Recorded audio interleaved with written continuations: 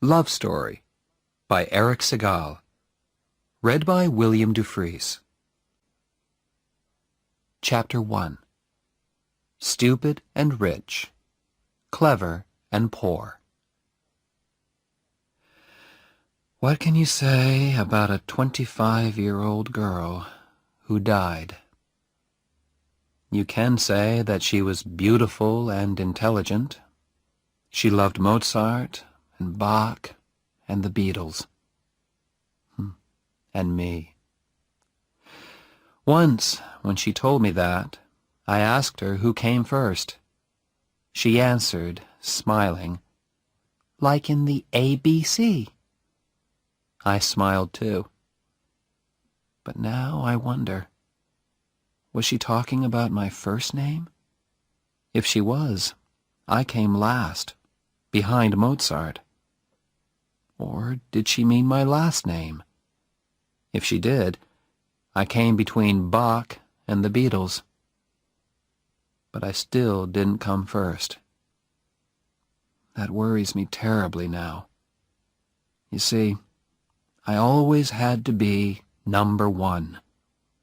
Family pride, you see.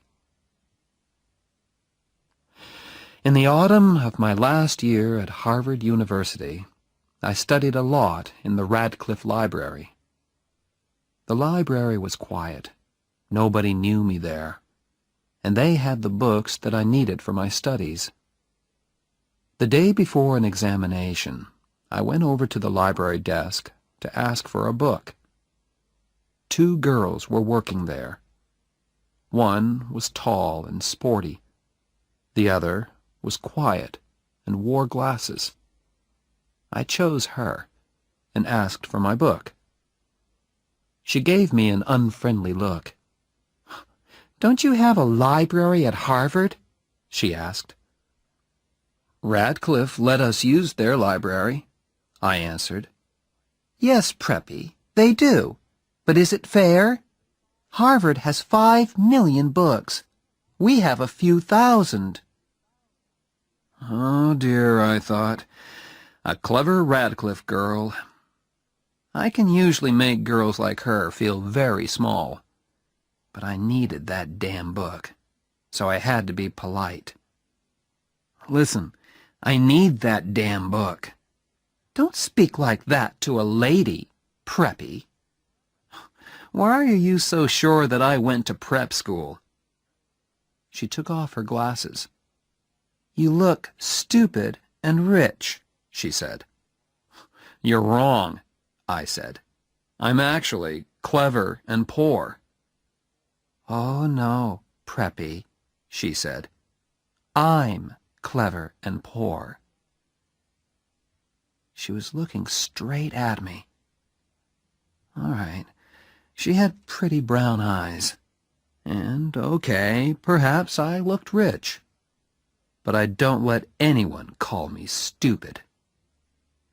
"What makes you so clever?" I asked. "I'm not going to go for coffee with you," she said. "Listen, I'm not going to ask you." "That," she said, "is what makes you stupid." Let me explain why I took her for coffee. I got the book that I wanted, didn't I? And she couldn't leave the library until closing time. So I was able to study the book for a good long time. I got an A in my exam the next day. I gave the girl's legs an A, too, when she came out from behind the library desk. We went to a coffee shop, and I ordered coffee for both of us. "I'm Jennifer Cavallari," she said. "I'm American, but my family came from Italy. I'm studying music." "My name is Oliver," I said. "Is that your first or your last name?" she asked. "First. My other name is Barrett." "Oh," she said. "Like Elizabeth Barrett, the writer?" "Yes," I said. "No relation." I was pleased that she hadn't said Barrett, like Barrett Hall. That Barrett is a relation of mine. Barrett Hall is a large, unlovely building at Harvard University. My great-grandfather gave it to Harvard long ago, and I am deeply ashamed of it." She was silent. She sat there, half smiling at me. I looked at her notebooks. 16th century music? I said. That sounds difficult. It's too difficult for you, Preppy, she said coldly. Why was I letting her talk to me like this? Didn't she read the university magazine? Didn't she know who I was? Hey, don't you know who I am? Yes, she answered. You're the man who owns Barrett Hall. She didn't know who I was. I don't own Barrett Hall, I argued. My great-grandfather gave it to Harvard, that's all. So that's why his not-so-great-grandson could get into Harvard so easily. I was angry now. Jenny, if I'm no good, why did you want me to invite you for coffee? She looked straight into my eyes and smiled. I like your body, she said. Every big winner has to be a good loser, too. Every good Harvard man knows that. But it's better if you can win. And so, as I walked with Jenny to her dormitory, I made my winning move. Listen, Friday night is the Dartmouth hockey match. So I'd like you to come. These Radcliffe girls, they really care about sport. And why, she asked, should I come to a stupid ice hockey match? Because I'm playing, I answered. There was a moment's silence. I think I heard snow falling. For which team? She said. By the second quarter of the game on Friday night, we were winning 0-0. That is, Davy Johnson and I were getting ready to score a goal. The crowd were screaming for blood, or a goal. I always feel that it's my job to give them both these things. I didn't look up at Jenny once, but I hoped she was watching me. I got the puck and started off across the ice.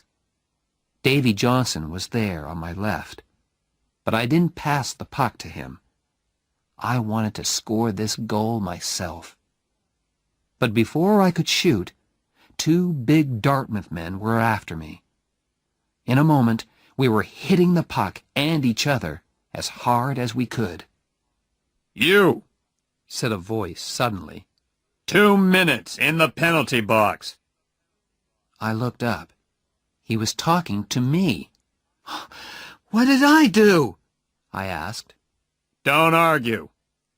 He called to the official's desk. Number 7, 2 minutes in the penalty box for fighting. Angrily, I climbed into the penalty box. Why are you sitting here when all your friends are playing? The voice was Jenny's. I didn't answer. Come on, Harvard! Get that puck! I shouted. What did you do wrong? Jenny asked. I tried too hard. Out there on the ice, Harvard were playing with only 5 men. Is that something to be ashamed of? Jenny, please, I'm thinking. What about? About those 2 Dartmouth men. When I get back onto the ice, I'll break them into little pieces. Do you always fight when you play hockey? I'll fight you, Jenny, if you don't keep quiet. I'm leaving. Goodbye. I looked round, but she had gone. Just then, the bell rang. My 2-minute penalty had finished. I jumped onto the ice again. Good old Barrett! Shouted the crowd. Jenny will hear them shouting for me, I thought. But where was she? Had she left? As I went for the puck, I looked up into the crowd. Jenny was standing there. I took the puck and went towards the goal line. 2 Dartmouth players were coming straight at me. "Go, Oliver, go! Knock their heads off!" That was Jenny's voice above the crowd. It was crazily, beautifully violent. I pushed past one Dartmouth man. I knocked hard into the other. Then I passed the puck to Davy Johnson, and he banged it into the Dartmouth goal. The crowd went wild. In a moment, we were all shouting and kissing and banging each other on the back. The crowd were screaming with excitement. After that, we murdered Dartmouth. 7-0. After the match, I lay in the hot bath and thought with pride about the game. I'd scored 1 goal and helped to score another. Now the water felt wonderful on my tired body. Suddenly, I remembered Jenny. Was she still waiting outside? I hope so. I jumped out of that bath and dressed as fast as I could. Outside, the cold winter air hit me. I looked round for Jenny. Had she walked back to her dormitory alone? Suddenly, I saw her. "Hey, Preppy, it's cold out here." I was really pleased to see her, and gave her a quick kiss. "Did I say you could kiss me?"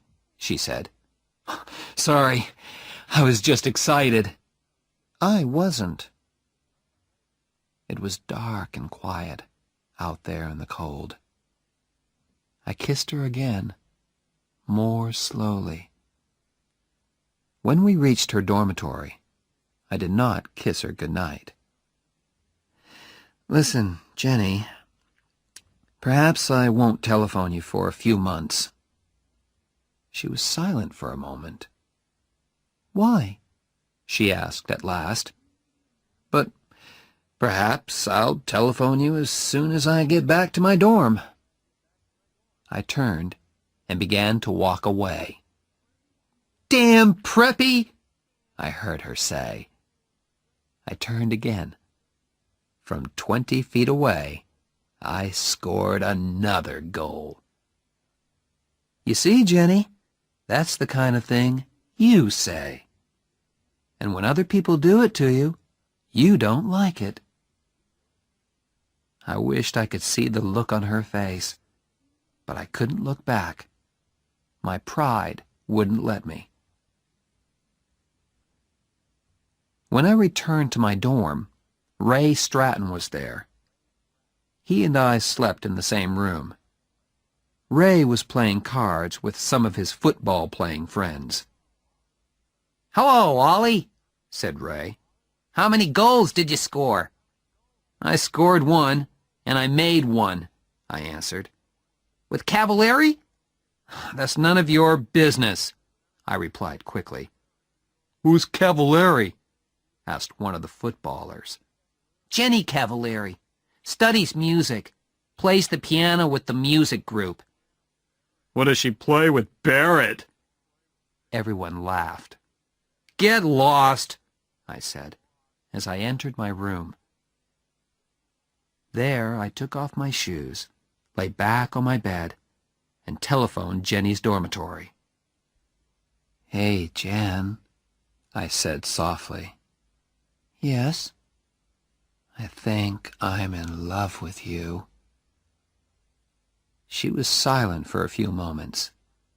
Then she answered very softly, "Oliver, you're crazy." I wasn't unhappy or surprised.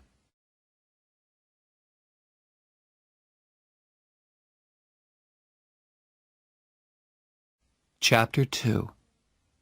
Blood and Stone. A few weeks later, I was hurt in the hockey match at Cornell University. My face was badly cut, and the officials gave me the penalty for starting the fight. 5 minutes. I sat quietly in the penalty box while the team manager cleaned the blood off my face. I was ashamed to look out onto the ice, but the shouts of the crowd told me everything. Cornell scored a goal. The score was 3-3 now. Damn, I thought. We're going to lose this match because of me. Across the ice, among the crowd, I saw him. My father. Old Stony Face. He was looking straight at me. If the meeting finishes in time, I'll come to Cornell and watch you play, he had told me on the phone. And there he was, Oliver Barrett III. What was he thinking about? Who could say? Why was he here? Family pride, perhaps. Look at me. I am a very busy, important man, but I have come all the way to Cornell just to watch my son play in a hockey match.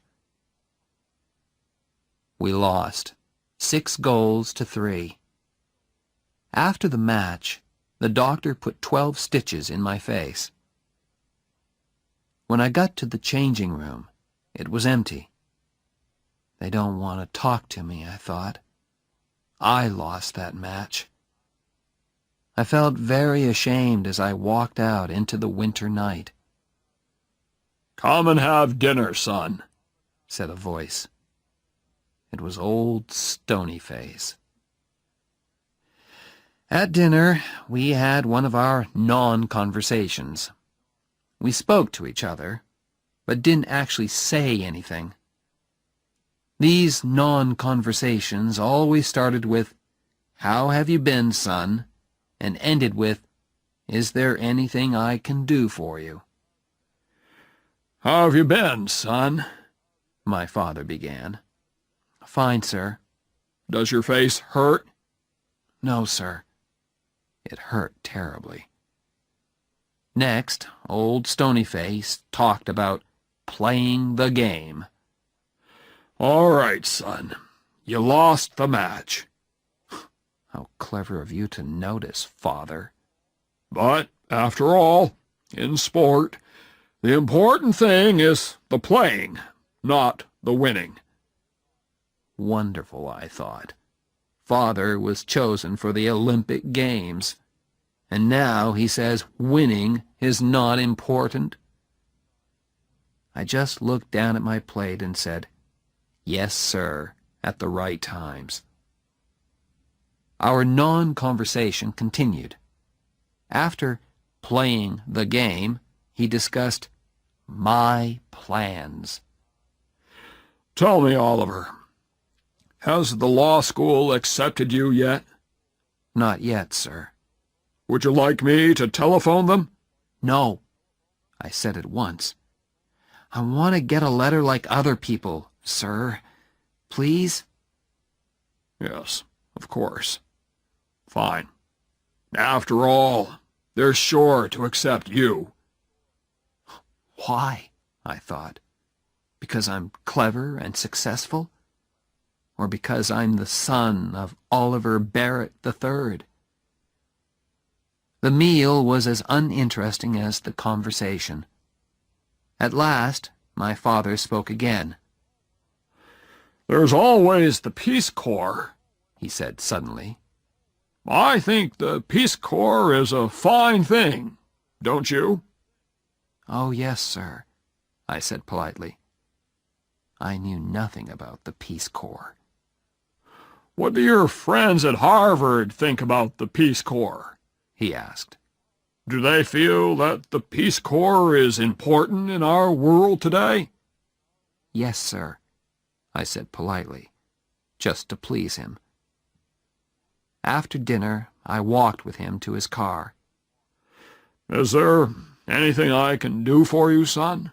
he asked. "No, thank you, sir. Good night, sir." Our non-conversation was finished. He drove away. Yes, of course there are planes, but Oliver Barrett III chose to drive. My father likes to drive. Fast.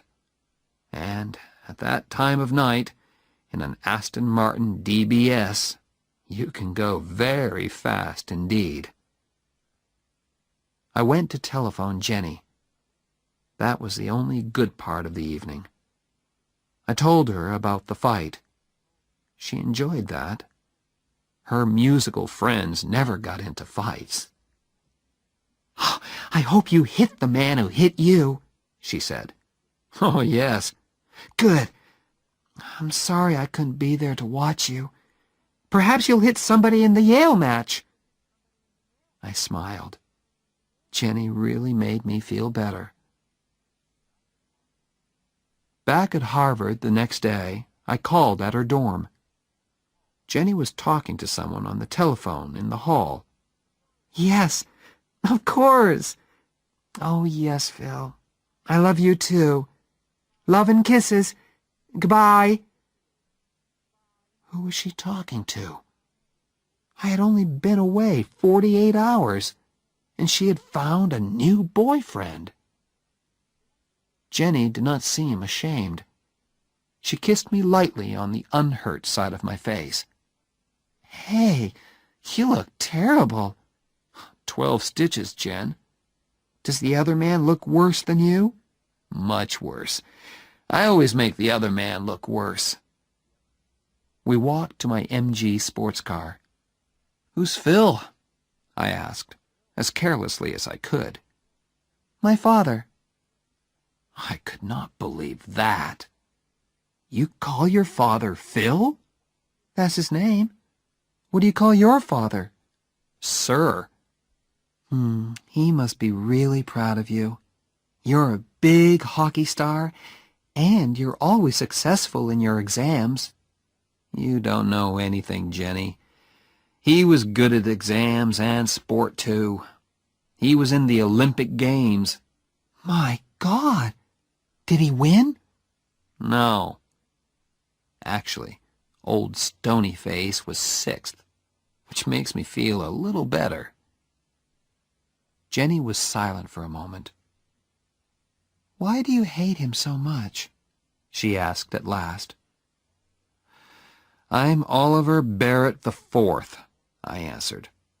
"All Barretts have to be successful, and that means I have to be good at everything all the time. I hate it." "Oh, I'm sure you do," laughed Jenny. "You hate doing well in your exams. You hate being a hockey star." "But he expects it," I said. "If I'm successful, he isn't excited or surprised. He was a big success, and he expects me to be the same." I told her about our meal and our non-conversation after the Cornell match. But she didn't understand at all. "You say your father is a busy man," she said. "But he found time to go all the way to Cornell to watch you play. How can you say these terrible things about him when he drove all that way just to watch your hockey match? He loves you, Oliver. Can't you understand?" "Forget it, Jenny," I said. She was silent for a moment. "I'm pleased you have problems with your father," she said at last. "That means you aren't perfect." "Oh, you mean you are perfect?" "Of course not, Preppy. That's why I go out with you." Jenny loved to have the last word.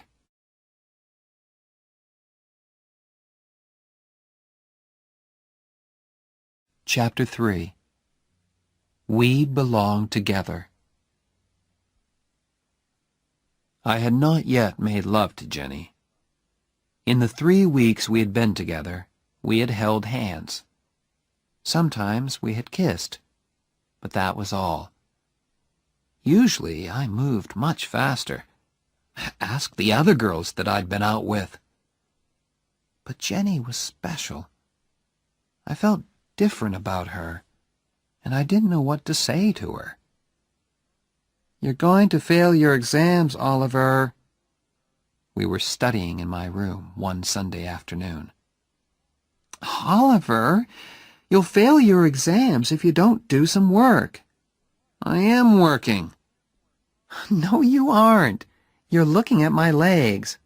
"Only once every chapter." "That book has very short chapters." "Listen, you aren't as good-looking as all that." "I know, but you think I am, don't you?" "Damn it, Jenny. How can I study when all the time I want to make love to you?" She closed her book softly and put it down. She put her arms around me. "Oliver, will you please make love to me?" It all happened at once. It was all so unhurried, soft and gentle. And I was gentle too. Was this the real Oliver Barrett IV? "Hey, Oliver, did I ever tell you that I love you?" said Jenny finally. "No, Jen." I kissed her neck. "I love you very much, Oliver." I loved Ray Stratton, too. He's not very clever or a wonderful footballer, but he was a good friend to me. Where did he go to study when I was in our room with Jenny? Where did he sleep on those Saturdays when Jenny and I spent the night together? In the old days, I always told him all about my girlfriends, but I never told him about Jenny and me. "My God, Barrett, are you two sleeping together or not?" asked Ray. "Raymond, please don't ask." "You spend every minute of your free time with her. It isn't natural." "Ray, when two adults are in love—" "Love? At your age? Oh, my God, I worry about you. I really do." "Don't worry, Raymond, old friend. We'll have that flat in New York one day. Different girls every night.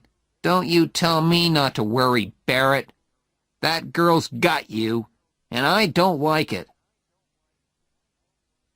That evening, I went to hear Jenny play the piano with the music group. "You were wonderful," I said afterwards. "That shows what you know about music, Preppy."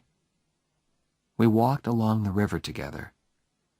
I played okay, not wonderful, not Olympic Games, just okay. Okay? Okay. But you should always continue your music.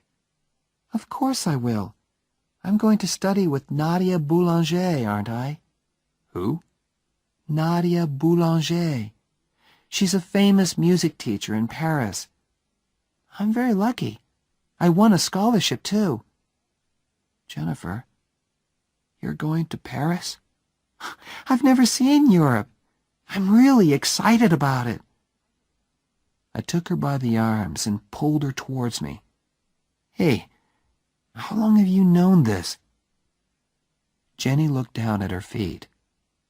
"Oliver, don't be stupid. We can't do anything about it. After we finish university, you'll go your way and I'll go mine. You'll go to law school." "Wait a minute. What are you talking about?" She looked into my eyes.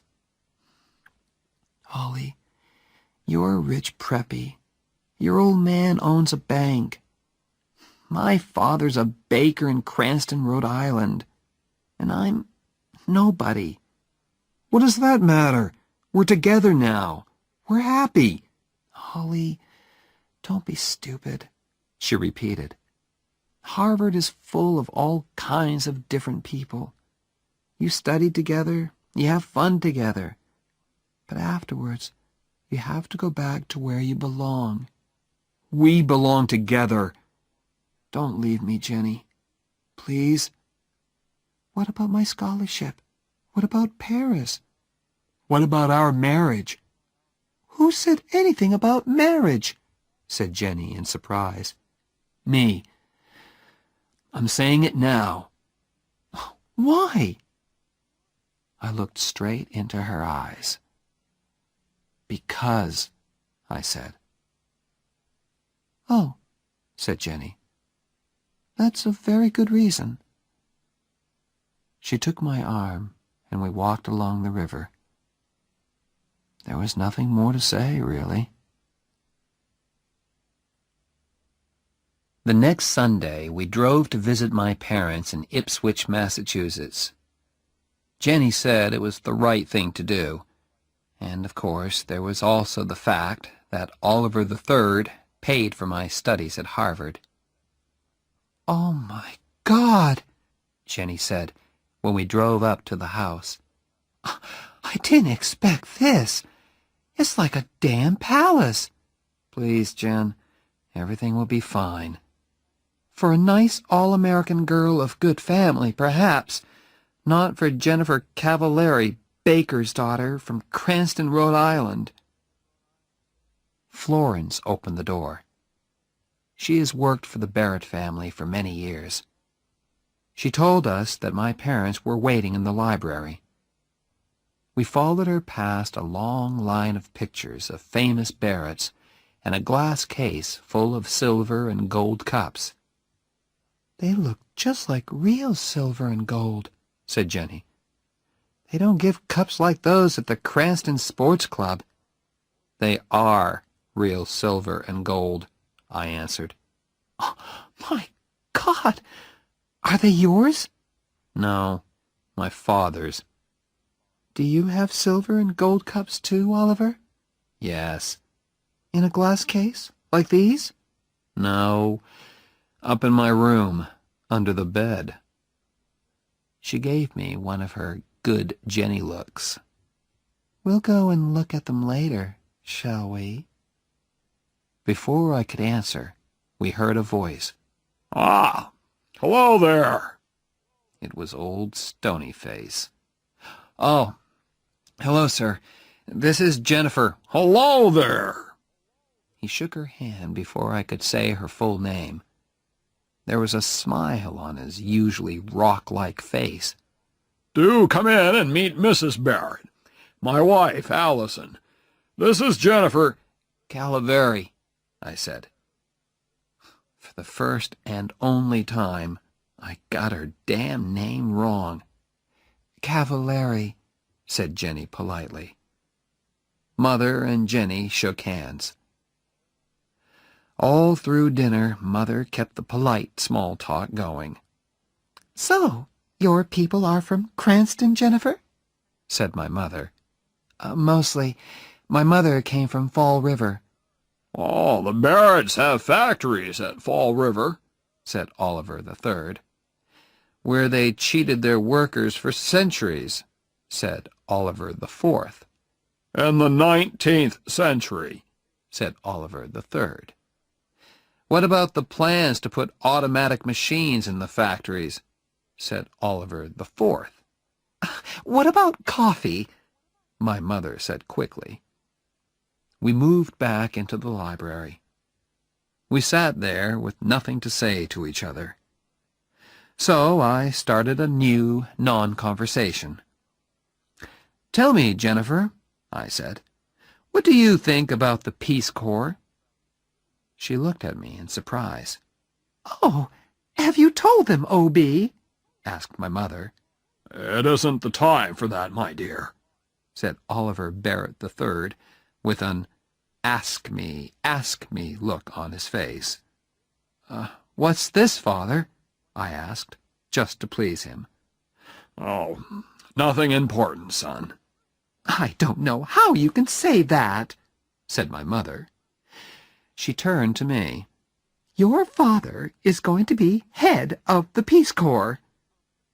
Oh, I said. Oh, Said Jenny in a different, happier kind of voice. well done, Mr. Barrett. She gave me a hard look. Yes. Well done, sir, I said at last.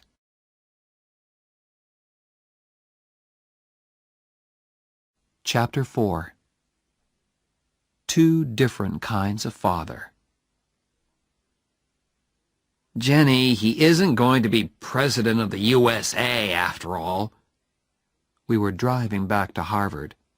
You still weren't very nice to him about it, Oliver. I said, well done. Oliver, why are you so unkind to your father? You hurt him all the time. It's impossible to hurt Oliver Barrett III. No, it isn't. If you marry Jennifer Cavallari... Oliver, I know you love me, but in a strange way you want me because I'm not a suitable woman for a Barrett to marry. You are rebelling against your father. My father said the same thing a few days later when we had lunch together at the Harvard Club in Boston. Son, you're in too much of a hurry. The young lady herself is fine. The problem is you. You are rebelling, and you know it. Father, what worries you most about her? That she's Italian, or that she's poor? What do you like most about her? I'm leaving. Stay and talk like a man. I stayed. Old Stonyface liked that. He's won again, I thought angrily. Wait a while, son, Oliver Barrett III continued. That's all I ask. Finish law school. Why do I have to wait? I was rebelling now. Oliver, you are still under 21. In the eyes of the law, you are not yet an adult. Stop talking like a lawyer, damn it! If you marry her now, you will get nothing from me. Father, you've got nothing that I want. I walked out of his club and out of his life. After that, I was not looking forward to meeting Jenny's father. She was his only child, and her mother was dead. She meant a lot to him. I could see a lot of problems there. And I was penniless. How is Mr. Cavallari going to feel, I thought, when he hears that young Barrett can't support his daughter? Worse, she will have to work as a teacher to support him while he is at law school. As we drove down to Cranston on that Sunday in May, I worried a lot about Mr. Cavallari's feelings. Tell me again, Jen. Okay. I telephoned him and he said okay. But what does he mean by okay? Are you trying to tell me that Harvard Law School has accepted a man who doesn't know the meaning of okay? It isn't a word that lawyers use much, Jen. Just tell me again, please. He knows you're poor and he doesn't mind. Stop worrying, Oliver. Jenny lived on Hamilton Street. It was a long line of wooden houses with children playing in front of them and whole families sitting on their front steps. I felt like a stranger in a strange land as I parked the MG outside 189A Hamilton Street. Mr. Cavallari's handshake was warm and strong. "How do you do, sir?" I said. I'm Phil, he said. "Phil, sir." It was a frightening moment. Then Mr. Cavallari turned to his daughter. Suddenly they were in each other's arms, laughing and crying and kissing.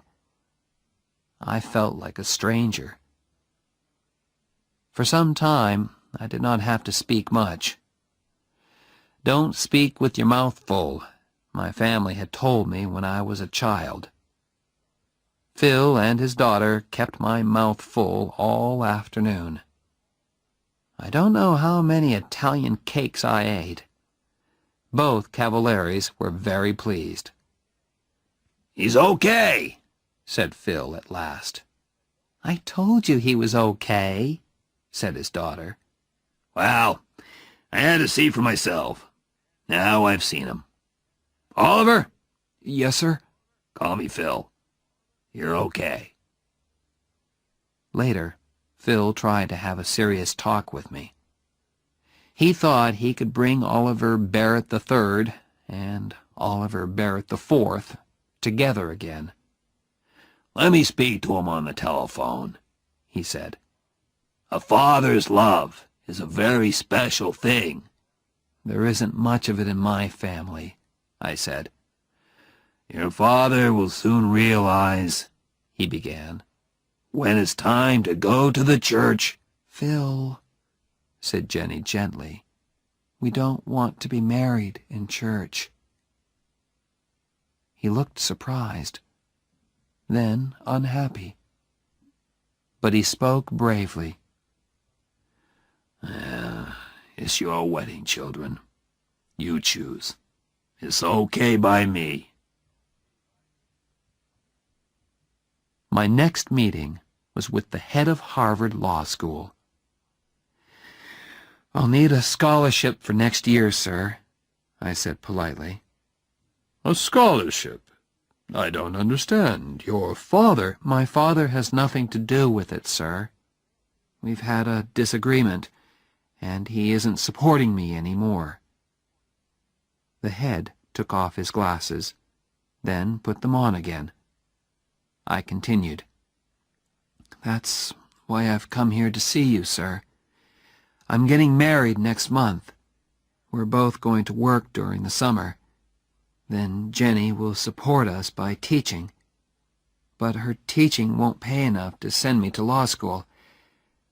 Sir, I need a scholarship. I have no money in the bank." "Mr. Barrett, our scholarships are for poor people, and it's too late to ask for one. I do not wish to enter into a family disagreement, but I think you should go and talk to your father again." "No," I said angrily. "I am not, repeat, not going back to my father to ask for money." When Jenny graduated from university that summer, all her relations came from Cranston to watch. We didn't tell them about our marriage plans because we wanted a quiet wedding and didn't want to hurt their feelings.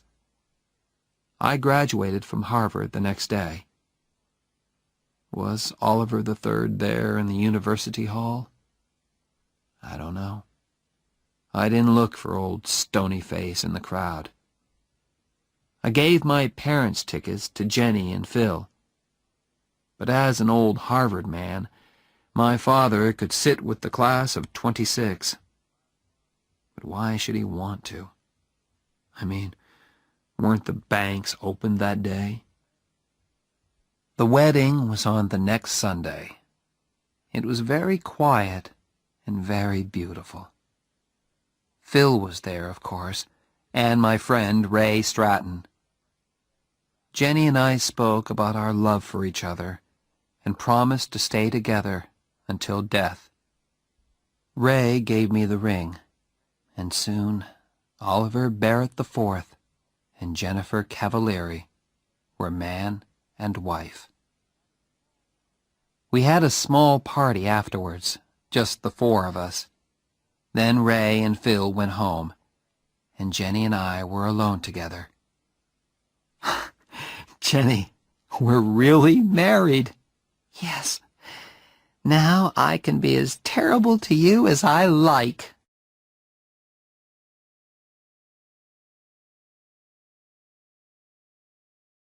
Chapter 5. The First 3 Years. For 3 years, we had to make every dollar do the work of 2. All through the summer holidays, we worked at the boat club in Dennisport. It was hard work, but we were never too tired to be kind to each other. I say kind because there are no words to describe our love and happiness together. After the summer, we found a cheap flat near the university. It was on the top floor of an old house and was actually very expensive. But what could we do? There weren't many flats around. "Hey, Preppy," said Jenny when we arrived there. "Are you my husband, or aren't you?" "Of course I'm your husband." "Show me, then." My God, I thought. In the street? "Carry me into our first home." I carried her up the 5 steps to the front door. "Why did you stop?" she asked. "This isn't our home. Upstairs, Preppy."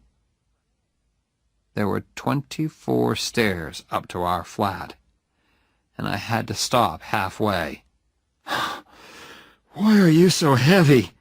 I asked her. "Perhaps I'm expecting a baby." "My God, are you?" "Ha! I frightened you then, didn't I?" "Well, yes, just for a second or two." I carried her the rest of the way. There were very few moments in those days when we were not worrying about money.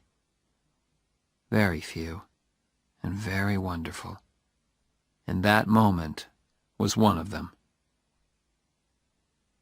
A food shop let us eat now, pay later, thanks to the Barrett name. But our famous name did not help us in Jenny's work. The head of the school thought we were rich. "Of course, we can't pay our teachers very much," said Miss Whitman. "But that won't worry you, Mrs. Barrett." Jenny tried to explain that Barretts had to eat, just like other people. Miss Whitman just laughed politely. "Don't worry," Jenny said to me. "We'll manage. Just learn to like spaghetti." I did. I learned to like spaghetti, and Jenny learned lots of different ways of cooking it. With Jenny's pay from school, and our money from our summer work and my holiday jobs, we managed. Our lives had changed a lot, of course. There was no more music for Jenny. She had to teach all day, and came home very tired. Then she had to cook dinner. Restaurants were too expensive for us. There were a lot of films that we didn't see, and places and people that we didn't visit. But we were doing okay. One day, a beautiful invitation arrived. It was for my father's 60th birthday party. "Well?" said Jenny. I was in the middle of a thick law book and did not hear her at first. "Oliver, he's reaching out to you." "No, he isn't. My mother wrote it. Now be quiet, I'm studying. I've got exams in 3 weeks. "Ollie, think. 60 years old, damn it. How do you know that he'll still be alive when you decide to forget your disagreement?" "I don't know, and I don't care. Now let me get on with my work." "One day," said Jenny, "when you're having problems with Oliver V..." "Our son won't be called Oliver. You can be sure of that," I said angrily. "You can call him Bozo if you like. But that child will feel bad about you, because you were a big Harvard sportsman.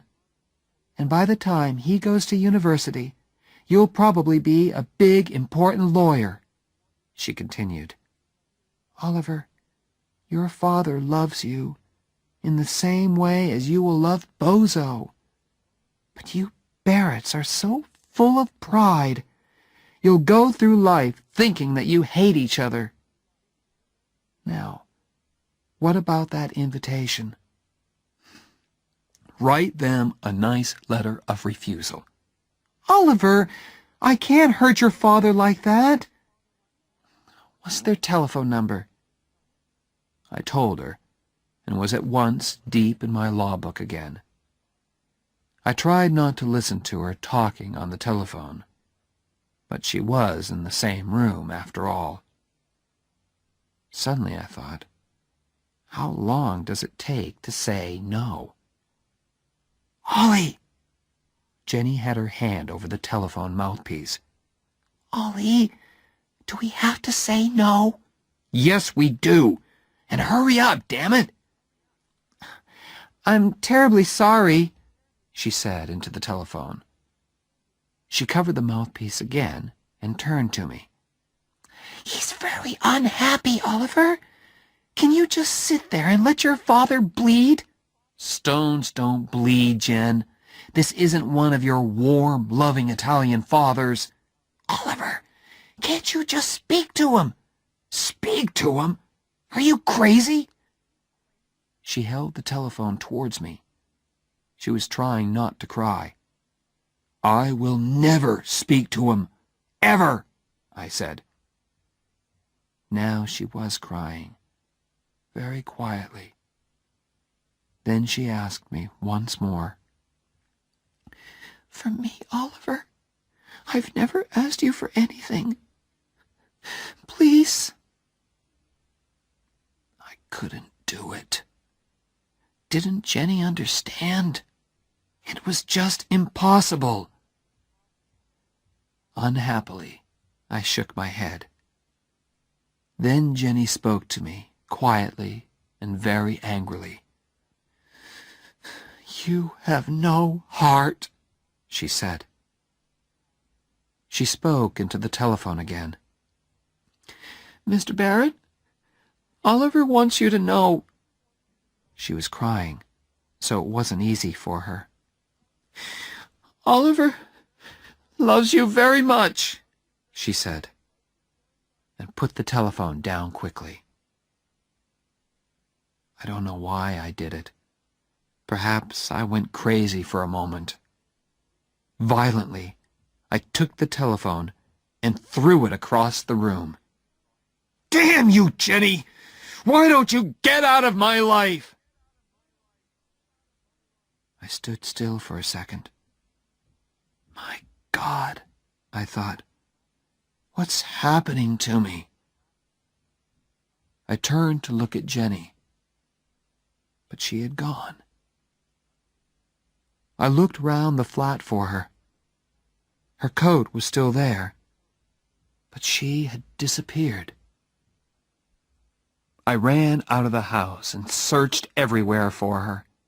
The law school library, Radcliffe, the music school. Was she in one of the music rooms? I heard somebody playing the piano, loudly and very badly.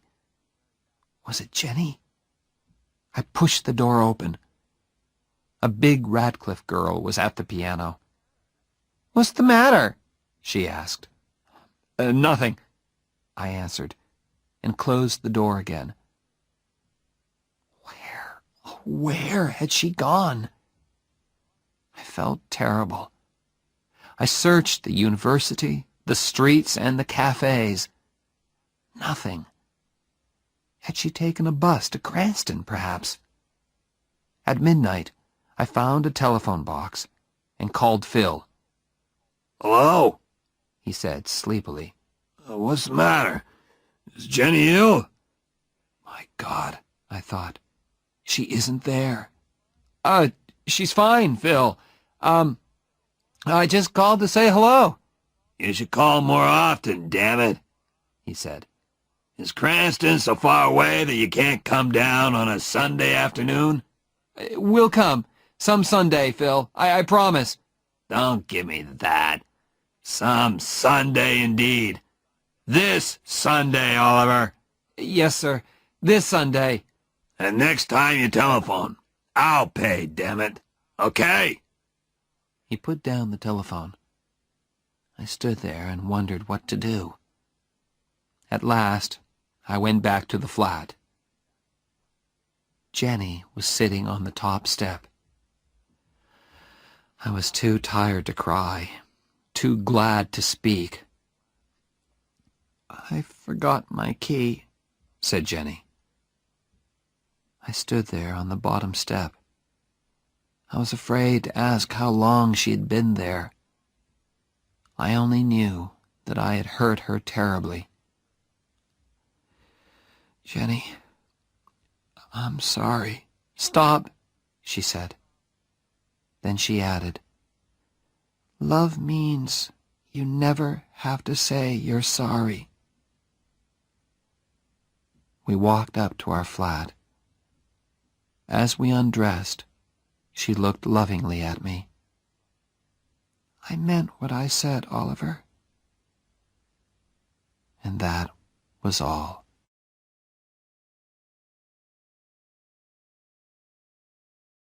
Chapter 6. Money Can't Buy Everything. When the letter came from the law school, it changed our lives. I came third in the final examinations, and suddenly everyone wanted to offer me jobs. It was a wonderful time. Think of it, an all-American boy with a famous name, third in his examinations, and a Harvard hockey player, too. Crowds of people were fighting to get my name and number on their company writing paper. At last, I accepted a job with Jonas and Marsh in New York. I was the highest-paid graduate of my year, too. After 3 years of spaghetti and looking twice at every dollar, it felt wonderful. We moved to a beautiful flat in New York. Jonas and Marsh's office was an easy 10-minute walk away. And there were lots of fashionable shops nearby, too. I told my wife to get in there and start spending immediately. "Why, Oliver?"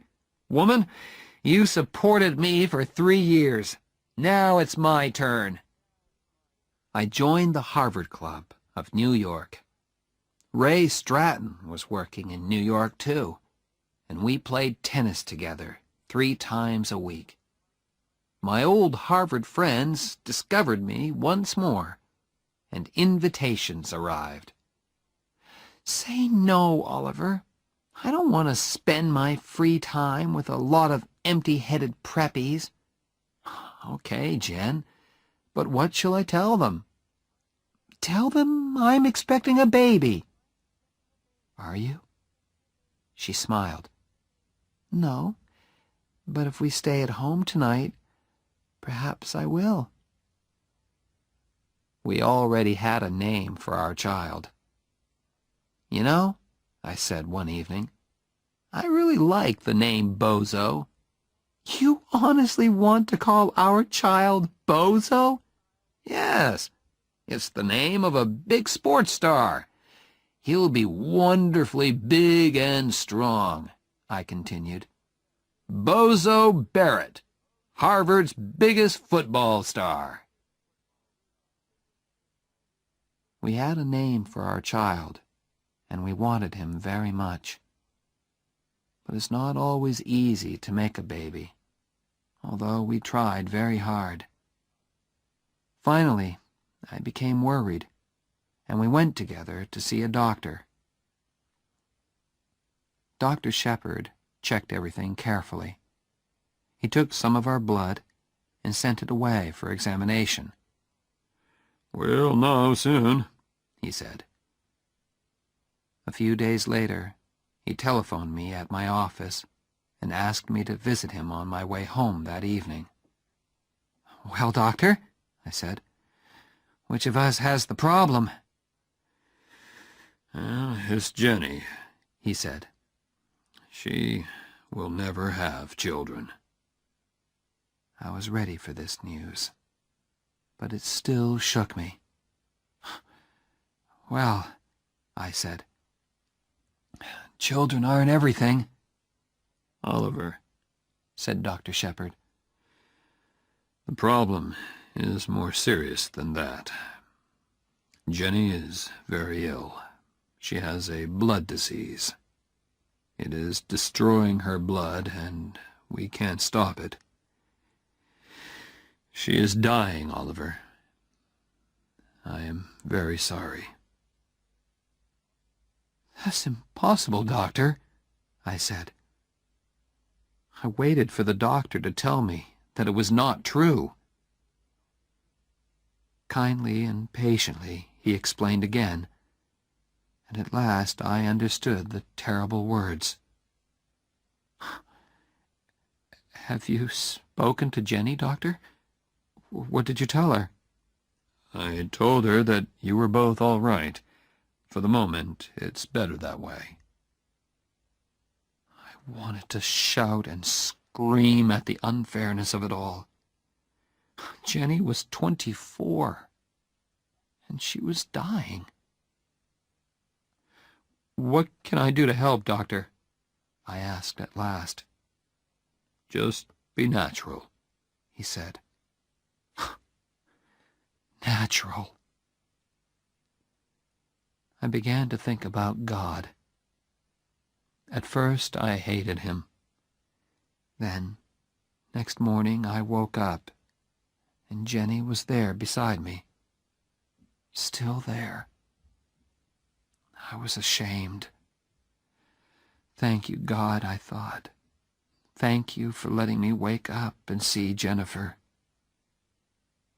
Be natural, the doctor had said. I did my best, and all the time I was living with my terrible secret. One day, Mr. Jonas called me into his office. Oliver, I have an important job for you. How soon can you go to Chicago? You can take one of the younger men with you. One of the younger men? I was the youngest man in the office. I understood the message. Oliver, although you are still only 24, you are one of our top men. Thank you, sir, I said, but I can't leave New York just now. I had decided not to tell anyone about my troubles. I wanted to keep my secret as long as possible. I could see that old man Jonas was unhappy about my refusal. On the way home that day, I saw a notice in a travel shop window. Fly to Paris. Suddenly, I remembered Jenny's words. What about my scholarship? What about Paris? I went into the shop and bought 2 tickets to Paris. Jenny was looking gray and tired when I got home. When I showed her the tickets, she shook her head. Oliver, she said gently, I don't want Paris. I just want you. And I want time, which you can't give me. Now I looked in her eyes and saw the sadness in them. We sat there silently, holding each other. Then Jenny explained. I was feeling terrible. I went back to the doctor, and he told me, I'm dying. Now I didn't have to be natural anymore. We had no more secrets from each other. Now we could discuss things that young husbands and wives don't usually have to discuss. You must be strong, Oliver, she said. For Phil, it's going to be hard for him. He needs your help, okay? Okay, I'll be strong, I promised. I hoped Jenny could not see how frightened I was. A month later, just after dinner, Jenny was playing Chopin on the piano. Suddenly she stopped. Are you rich enough to pay for a taxi? She asked. Of course. Where do you want to go? To the hospital. In the next few busy, worried moments, while I hurriedly packed a bag, I realized, this is it, I thought. Jenny is going to walk out of this flat and never come back. I wondered what she was thinking. She sat there, looking straight in front of her. Hey, I said, is there anything special that you want to take with you? No, she said. Then she thought again. Yes, you. The taxi driver thought Jenny was expecting a baby. Is this your first? He asked. I was holding Jenny in my arms, and I felt ready to explode.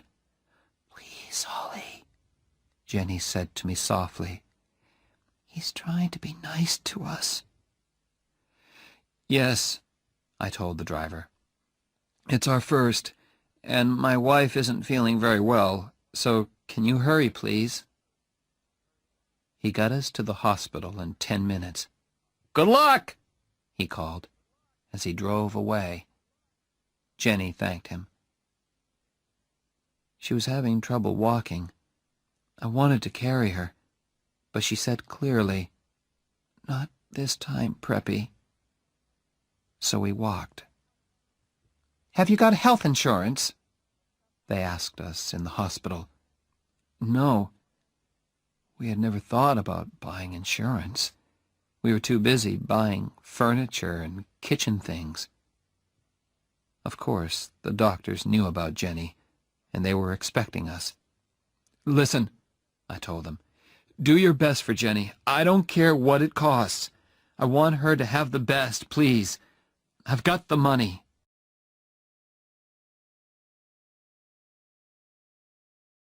Chapter 7. Strong men don't cry. I jumped into my MG and drove through the night to Boston. I changed my shirt in the car before I entered the offices on State Street. It was only 8 o'clock in the morning, but several important-looking people were waiting to see Oliver Barrett III. His secretary recognized me and spoke my name into the telephone. My father did not say, "Show him in." Instead, the door opened, and he came out to meet me. Oliver, he said. His hair was a little grayer, and his face had lost some of its color. Come in, son, he said. I walked into his office and sat down opposite him. For a moment, we looked at each other. Then he looked away, and so did I. I looked at the things on his desk, the scissors, the pen holder, the letter opener, the photos of my mother and me. How have you been, son? He asked. Very well, sir. Father, I need to borrow $5,000. He looked hard at me.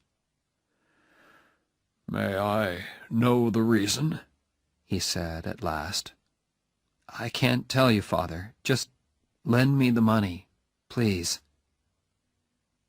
I felt that he didn't want to refuse or argue with me. He wanted to give me the money, but he also wanted to talk. Don't they pay you at Jonas and Marsh? Yes, sir. So he knows where I work, I thought. He probably knows how much they pay me, too. And doesn't Jennifer teach, too? Well, I thought, he doesn't know everything. Please leave Jennifer out of this, Father. This is a personal matter. A very important personal matter. Have you got a girl into trouble? He asked quietly. Yes, I lied. That's it. Now give me the money. please." I think he knew that I was lying, but I don't think he wanted to know my real reason for wanting the money. He was asking because he wanted to talk. He took out his checkbook and opened it slowly. Not to hurt me, I'm sure, but to give himself time. Time to find things to say. Things that would not hurt the two of us. He finished writing the check, took it out of the checkbook, and held it out towards me. When I did not reach out my hand to take it, he pulled back his hand and placed the check on his desk. He looked at me again. "Here it is, son," the look on his face seemed to say. But still he did not speak. I did not want to leave either, but I couldn't think of anything painless to say. And we couldn't sit there, wanting to talk, but unable to look at each other. I picked up the check and put it carefully into my shirt pocket. I got up and went towards the door. I wanted to thank my father for seeing me when several important people were waiting outside his office. If I want, I thought, he will send his visitors away, just to be with me. I wanted to thank him for that, but the words refused to come. I stood there with the door half open, and at last I managed to look at him and say, "Thank you, Father." Then I had to tell Phil Cavallari. He did not cry or say anything. He quietly closed his house in Cranston and came to live in our flat. We all have ways of living with our troubles. Some people drink too much. Phil cleaned the flat again and again. Perhaps he thought Jenny would come home again. Poor Phil. Next, I telephoned Old Man Jonas. I told him why I could not come into the office. I kept the conversation short because I knew he was unhappy. He wanted to say things to me, but could not find the words. I knew all about that. Phil and I lived for hospital visiting hours. The rest of life, eating and sleeping, or not sleeping, meant nothing to us. One day in the flat, I heard Phil saying, very quietly, "I can't take this much longer." I did not answer him. I just thought to myself, I can take it. Dear God, I can take it as long as you want, because Jenny is Jenny. That evening, she sent me out of her room. She wanted to speak to her father, man to man. "But don't go too far away," she added. I went to sit outside. Then Phil appeared. "She wants to see you now," he said. "Close the door," Jenny ordered. I went to sit by her bed. I always liked to sit beside her and look at her face, because it had her eyes shining in it.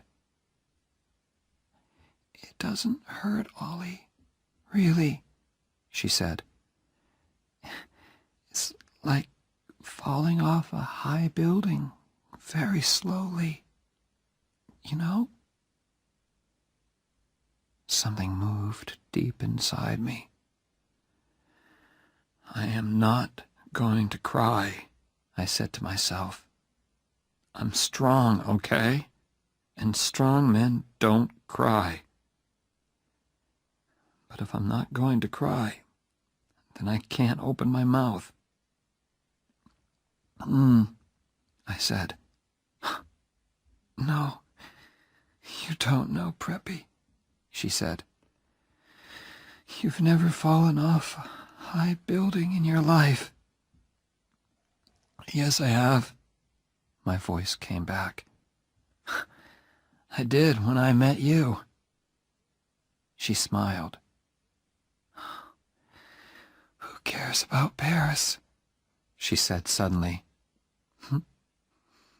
Paris, music, all that. You think you stole it from me, don't you? I can see it in your face. Well, I don't care, you stupid Preppy. Can't you accept that? No, I answered honestly. Then get out of here, she said angrily. I don't want you at my damn deathbed. Okay, I accept it, I said. That's better. Now, will you do something for me? From somewhere inside me came this sudden, violent need to cry. But I was strong. I was not going to cry. I said again. Will you please hold me, Oliver? I put my hand on her arm. Oh, God, she was so thin. And held it. No, Oliver, she said. Really hold me. Put your arms round me. Very, very carefully, I got onto the bed and put my arms round her. Thanks, Holly. Those were her last words. Phil Cavallari was waiting outside. Phil, I said softly. He looked up, and I think he already knew. I walked over and put my hand on his arm. I won't cry, he said quietly. I'm gonna be strong for you. I promise, Jenny. He touched my hand very gently. But I had to be alone, to feel the night air, to take a walk, perhaps. Downstairs, the entrance hall of the hospital was very calm and quiet. The only noise was the sound of my footsteps on the hard floor. Oliver? It was my father. Except for the woman at the desk. We were all alone there. I could not speak to him. I went straight towards the door. But in a moment he was out there, standing beside me. Oliver, he said. Why didn't you tell me? It was very cold. That was good, because I wanted to feel something. My father continued to speak to me, while I stood still and felt the cold wind on my face. I heard this evening. I jumped into the car at once. I was not wearing a coat. The cold was starting to make me ache. Good. Good. Oliver, said my father. I want to help. Jenny's dead, I told him.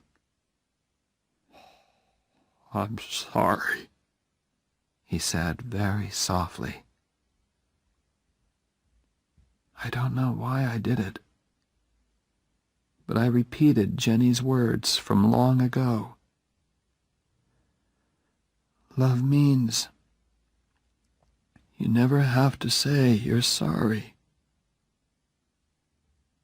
Then I did something which I had never done in front of him before.